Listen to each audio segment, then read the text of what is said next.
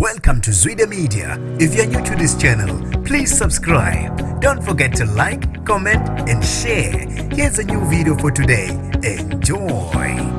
Usinde okukuba umculo kaMaskandi umzukulu kwisiphihli sengozi emonto esithe samehlela. Nginibingelele ngiphinde nginamukele kuphinda kuphi lanibula khona le video. Uma ngoqala usijoyinele likhasi wamulekela igama lami ngosibonga konke wakantando mothanda ungangibeza intatheli eka YouTube. Usinde ngokulambisa umculo kaMaskandi umzukulu kwisiphihli sengozi emonto esithe samehlela nababe hamba naye oza kwabo. Umzukulu uvezele izindaba eshiye abalandeli beshaqekile ezikhundleni zokuxhumana zokuthi usehlelwe ingozi umuntu nabe behamba naye beyokwenza umsebenzi lo womculo. Ube esebhala wathi lelisho ukushuthi belokhu lekade lilindele usuku wathi bafethu nakho osekwehle kwangehlela ngenza wona amalungiselelo ukuthi nithole umsebenzi kodwa ke asibonga uNkulunkulu ngokuhlenga akulimalanga umuntu kube nje imhuzukwana. Abantu abazange bepholise maseko baphuthume baya kuma comment beyomfisela okululama okusheshayo befisa nokwazi ukuthi engabe uphephile nawo. Umabuya China lasenkandla mbudu uthe ey mfowethu kushuthi